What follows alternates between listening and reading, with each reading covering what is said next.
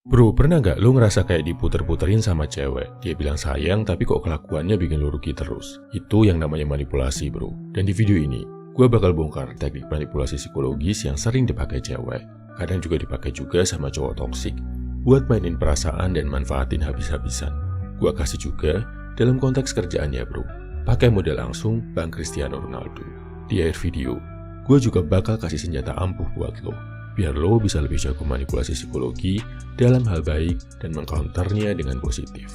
Tonton video ini dengan baik ya bro, supaya lo nggak dimanfaatin, lo sadar, dan tahu cara ngadepinnya.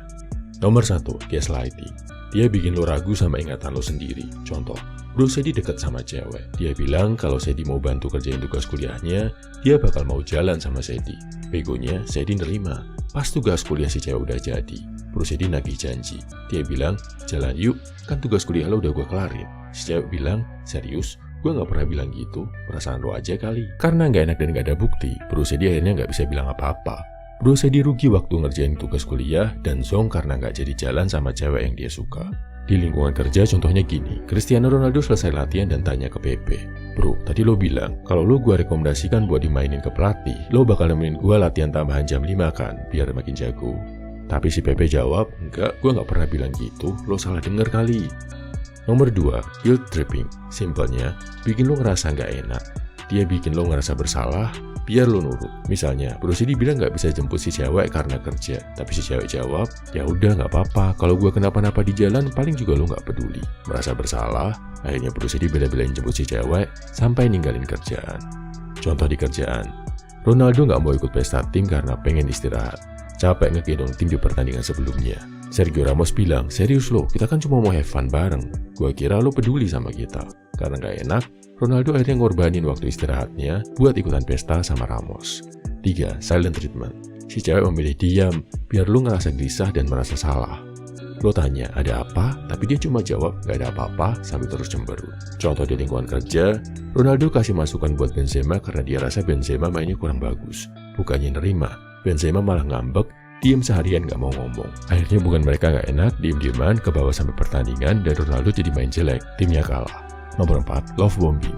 Dia kasih perhatian berlebihan di awal biar lo terlena. Misalnya, dia selalu bilang, lo cowok paling spesial yang pernah gua kenal. Tapi setelah lo bener-bener sayang, dia mulai minta hal-hal yang berat. Minta lo jajanin, bayar kosan, kasih uang bulanan, beliin hadiah mahal, dan sebagainya. Contoh di lingkungan kerja, Ronaldo selalu dipuji-puji sama Marcelo. Dia bilang, Ronaldo itu pemain ideal, panutan, dan lain-lain. Tapi habis itu, dia sering minta utangan sama Ronaldo, dan utangnya nggak pernah dibalikin. Karena sering dipuji-puji, Ronaldo jadi nggak enak dong mau nagih. Nomor 5, projection. Dia nyalahin lo atas kesalahan yang sebenarnya dia lakukan. Contoh, dia selingkuh sama cowok lain tapi bilang, kayaknya lo deh yang nggak setia sama gua. Tiap saat ngecekin, sering nuduh padahal dia sendiri yang selingkuh. Contoh lingkungan kerja, Mesut Ozil bikin blunder saat passing sampai timnya kalah. Dia bilang Ronaldo nggak bener tuh positioningnya, makanya gue salah passing terus. Padahal udah jelas-jelas passing si Ozil yang lagi bapuk banget. Nomor 6, shaming. Dia bikin lo malu atas keputusan lo. Lo bilang, gue mau nabung dulu buat masa depan gue. Tapi dia jawab, alah nabung terus, kayak gak mau bikin gue bahagia. Akhirnya lo gak jadi nabung, pakai duit lo buat nyenengin dia. Contoh dunia kerja, Ronaldo bilang, dia mau nambah jam ekstra latihan biar makin jago. Tapi Sergio Ramos bilang, seriusan, hidup lo boring banget sih. Nomor 7, victim playing. Dia acting jadi korban biar lo merasa simpati. Misalnya, gue tuh gak pernah diperlakukan baik sama cowok lain. Cuma lo harapan gue sekarang. Padahal, si cewek selalu toksik sama cowok-cowok sebelumnya. Dibilang gitu, akhirnya lo ngerasa spesial, akhirnya jungkir balik ngelakuin apapun buat si cewek. Contoh lingkungan kerja, Ronaldo kesel ngeliat Pepe malas-malasan latihan. Pas dia coba negur, Pepe malah bilang, jahat banget sih bro, gue tuh lagi banyak masalah. Latihan tuh jadi makin berat buat gue sekarang. Nomor 8, diversion. Dia alihin topik saat lo coba bahas masalah penting. Lo tanya, kamu masih chattingan sama mantanmu ya? Dia jawab, nggak penting, kita jalan yuk, aku nemu restoran enak. Akhirnya, topik penting jadi nggak pernah kebahas deh. Contoh lingkungan kerja, Ronaldo bilang ke Benzema, kita perlu latihan teamwork biar lebih bagus tektokannya. Tapi Benzema jawab, gue lagi pengen jadi top scorer, lihat kan gol gue keren-keren. Nomor 9, triangulation. Dia libatin cowok lain buat bikin lo cemburu. Misalnya dia bilang, teman kantorku perhatian banget, dia selalu ingetin aku makan. Akhirnya lo panas dan jadi pengen ngelakuin hal yang sama buat dia. di lingkungan kerja. Sebagai pelatih, Ancelotti bilang, "Wih, Benzema belakangan main bagus terus, kayaknya dia bakal jadi striker terbaik di tim." Dengar hal itu, Ronaldo jadi panas, termotivasi, dan latihan lebih keras, biar posisinya nggak kegeser sama Benzema. Ini contoh manipulasi positif ya. Nomor 10, overloading. Dia ngebombardir lo dengan banyak drama biar lo bingung. Contoh, dia cerita panjang lebar soal masalah kecil, mulai dari mantan, masalah kerjaan, sampai drama keluarga. Si cewek bilang, "Makanya aku butuh bantuanmu sekarang." Akhirnya, ujung-ujungnya minta duit dan minta dibayarin berbagai hal. Contoh di kerja, Ronaldo nggak suka main di Manchester United karena dicadangin. Akhirnya dia bikin drama.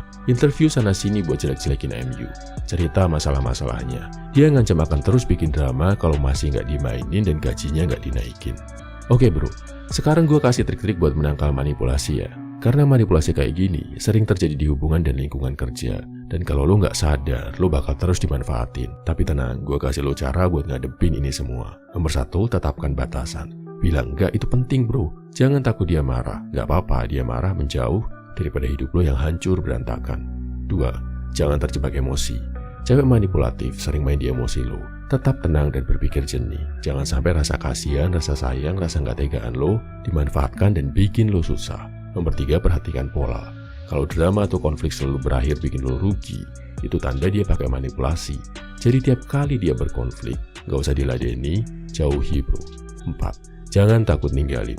Bro, cinta yang sehat nggak bikin lo merasa dimanfaatkan. Hubungan yang baik juga nggak cuma satu arah, bikin lo rugi terus. Kalau lo ngerasa cuma diperas dan dipakai habis-habisan, pergi, tinggalkan bro. Percaya deh, lo akan dapat pengganti yang lebih baik. Ingat bro, manipulasi itu cuma berhasil kalau lo kasih mereka kuasa atas pikiran lo. Kendalikan pikiran lo, dan jangan biarkan siapapun manfaatin lo. 10 superpower yang harus lo punya dalam hubungan. Bro, di dunia ini, cowok yang gak punya kontrol diri bakal jadi mainan cewek. Entah jadi badut, atau yang berjalan, atau cuma tempat curhat gratis tanpa kepastian. Tapi beda ceritanya kalau lo punya superpower dalam hubungan. Superpower ini bukan bikin lo bisa terbang atau ngilang pas ditagih janji, tapi bikin lo jadi cowok yang disegani, dihormati, dan gak gampang dipermainkan. Siap, ini ada 10 superpower yang harus lo punya. 1. Superpower Vision Beyond Beauty. Melihat lebih dari sekedar kecantikan luar. Lo bisa kagum sama cewek cantik, tapi lo gak gampang jatuh ke perangkap cuma karena dia cakep. Ini kayak punya mata Sharingan yang bisa ngelihat karakter asli seseorang di balik make up dan filter Instagram. Contoh, lo lihat cewek yang fisiknya 10 dari 10, tapi sikapnya 2 dari 10. Superpower ini bikin lo tahan godaan, gak langsung ngiler dan bisa milih cewek yang benar-benar berkualitas. Buku yang relevan, The 48 Laws of Power, karya Robert Greene.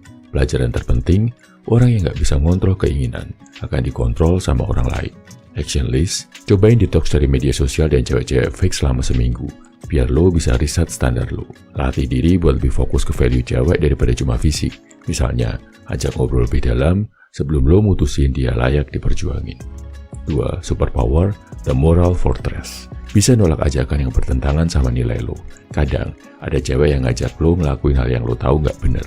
Superpower ini bisa bikin lo bilang no tanpa takut kehilangan dia. Contoh, ada cewek yang ngajak lo masuk ke toxic lifestyle, mabuk-mabukan, cheating, atau hal lain yang gak sesuai sama prinsip lo. Cowok tanpa superpower ini bakal kejebak dan nyesel. Tapi, kalau lo punya The Moral Fortress, lo tetap bisa cool sambil bilang, gue bukan tipe cowok kayak gitu. Buku yang relevan, The Way of Man karya Jack Donovan. Pelajaran terpenting, cowok sejati gak gampang dibelokkan dari prinsipnya.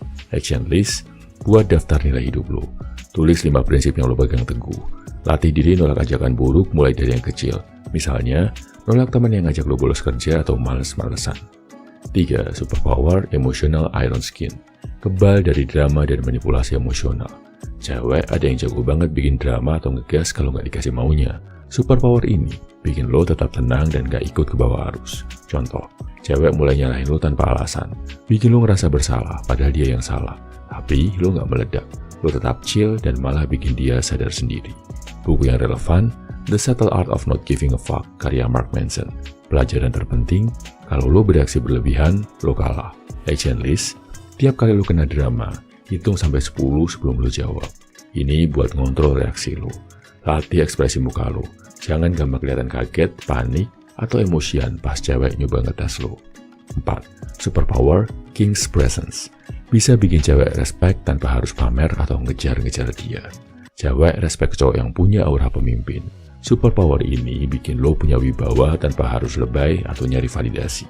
Contoh, lo masuk ruangan dan orang otomatis menghargai kehadiran lo karena bahasa tubuh lo tegap, lo bicara dengan percaya diri, dan lo nggak sibuk cari perhatian. Buku yang relevan, No More Mr. Nice Guy, karya Robert Glover. Pelajaran terpenting, kalau lo terlalu sibuk nyenengin orang lain, lo nggak akan dihormati. Action list, praktekin eye contact pas ngobrol. Jangan gampang buang muka atau kelihatan gugup. Jalan tegap dan nggak nunduk. Coba rekam cara jalan lo dan perbaiki kalau masih kelihatan lemas. 5. Superpower, The Unshakable Man. Gak gampang goyah atau desperate di depan cewek. Contoh, cewek bisa ngetes mental lo. Dia mungkin sengaja tarik ulur, tapi lo tetap stabil. Lo nggak langsung panik kalau dia tiba-tiba dingin. Buku yang relevan, Models karya Mark Manson. Pelajaran terpenting, cewek respect sama cowok yang punya value dan nggak butuh validasi berlebihan. Action list, lakuin aktivitas yang bikin lo sibuk dan produktif, biar lo nggak punya waktu buat overthinking tentang dia. Mulai dari sekarang, jangan pernah double text kalau chat lo nggak dibalas. Nomor 6, Superpower, Primal Strength. Fisik yang kuat buat melindungi dan memuaskan cewek lo dirancang. Contoh, cewek mau cowok yang bisa bikin dia merasa aman. Bukan cuma soal bisa mukulin orang, tapi soal stamina, postur, dan daya tahan. Buku yang relevan, Bigger, Leaner, Stronger, karya Michael Matthews. Pelajaran terpenting, fisik yang kuat bikin lo lebih maskulin, percaya diri, dan dominan. Action list, angkat beban minimal 3 kali seminggu. Fokus di squat, deadlift, dan bench press buat power maksimal. Latih endurance lo. Bisa lewat HIIT, berenang, atau lari jarak jauh. Sekarang, lo punya superpower apa? Superpower ini bukan sesuatu yang lo dapat dalam semalaman. Lo harus bangun dan latih terus sampai jadi bagian dari diri lo. Tapi begitu lo punya, cewek bakal respect, hidup lo makin stabil, dan lo nggak gampang dimainin lagi. Ada 6 macam jenis cinta disimbolkan dengan warna. Teori ini dibuat oleh psikolog asal Kanada, John Alan Lee. Ada 3 cinta primer dan 3 cinta sekunder. Kita bahas yang primer dulu bro. Cinta jenis pertama namanya Eros, disimbolkan dengan warna merah. Ini adalah gambaran cinta yang ideal yang di dalamnya ada unsur romantis dan hasrat. Diikuti dengan keinginan untuk saling memuaskan satu sama lain, adanya ketertarikan fisik, saling memiliki hubungan emosi yang kuat dalam percintaan. Ini adalah jenis cinta yang lo rasakan saat lo di awal-awal pacaran sama cewek dan kalian sama-sama suka. Cinta jenis kedua namanya Ludus, disimbolkan dengan warna biru, artinya have fun. Jatuh cinta untuk bersenang-senang, buat ngelakuin aktivitas bareng berdua, misal traveling, foto-foto, olahraga, atau clubbing bareng. Biasanya dalam hubungan ini, ada kesamaan sifat yang bikin dua orang yang jatuh cinta jadi nyambung banget. Contoh, pasangan yang jatuh cinta di komunitas hobi yang sama. Cinta jenis ketiga namanya Storge, disimbolkan dengan warna kuning, artinya rasa cinta yang tumbuh atas dasar kedekatan dan rasa terbiasa satu sama lain. Ada perasaan saling memiliki sebagai kawan dulu, karena terbiasa satu sama lain, akhirnya jatuh cinta. Contoh, dari teman biasa akhirnya jadi pasangan. Awalnya nggak ada rasa, tapi lama-lama jadi saling sayang. Nah, itu tadi adalah 3 cinta primer. Kita akan membahas cinta sekunder. Gabungan dari 2 cinta primer membentuk satu jenis cinta baru. Cinta sekunder yang pertama, simbolnya warna ungu, gabungan antara Eros warna merah dan Ludus warna biru. Lihat ya bro, merah campur biru jadinya ungu. Paham ya? Namanya adalah mania. Ini adalah jenis cinta yang dipenuhi obsesi. Salah satunya, tergila-gila banget sama pasangannya, padahal cinta mereka terlarang. Contoh, percintaan yang timbul dari perselingkuhan. Terlarang secara norma, tapi di dalamnya penuh hasrat, gairah, dan romantisme. Ini jenis cinta yang bisa merusak dan menghancurkan. Cinta sekunder yang kedua, simbol warnanya oranye.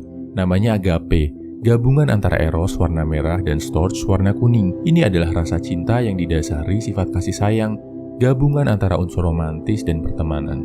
Saling menerima kekurangan satu sama lain, saling memaafkan, dan saling memahami. Jenis cinta ini positif karena bisa membuat pasangan jadi saling bertumbuh, hubungan lebih harmonis, bisa jadi partner cinta, bisa jadi teman saat dibutuhkan. Kekurangannya, kalau ada yang terlalu baik dan gak sadar, bisa dimanfaatkan perasaan, waktu, dan energinya oleh pasangannya, bisa berkembang jadi hubungan yang manipulatif. Cinta sekunder yang ketiga, simbolnya warna hijau, gabungan antara Storge kuning dan Ludus biru, namanya pragma, artinya praktis, realistis. Ini adalah jenis cinta yang unsur utamanya adalah hitung-hitungan. Perasaan gak penting. Yang penting, apa yang bisa gue dapat dari pasangan dan apa yang bisa dia dapat dari gue kalau menjalin hubungan. Lebih mirip sama perjanjian bisnis daripada cinta. Biasanya terjadi di pasangan yang dijodohkan tanpa pernah kenal sama sekali. Saat menikah, ketika rasa cinta nggak tumbuh dan mereka cuma bertahan karena komitmen yang udah dibuat serta hak dan kewajiban masing-masing. Biasanya cinta pragma inilah yang muncul. Kerugiannya tentu rawan mati rasa dan pengkhianatan. Nah, kesimpulannya ini 6 jenis teori warna cinta. 1. Warna merah disebut eros, cinta yang romantis. 2. Warna biru disebut ludus, cinta dengan dasar have fun. 3. Warna kuning disebut storge, cinta atas dasar pertemanan. 4. Warna ungu, gabungan antara merah dan biru, disebut mania, adalah cinta yang obsesif terlarang. 5. Warna oranye, gabungan antara merah dan kuning, disebut agape, adalah cinta dengan dasar kasih sayang. 6. Warna hijau, gabungan antara biru dan kuning, disebut pragma, adalah cinta dengan dasar hitung-hitungan apa yang didapat dan diberikan ke pasangan. Nah, lo pernah mengalami cinta jenis apa aja bro? Share di kolom komentar ya. Semangat!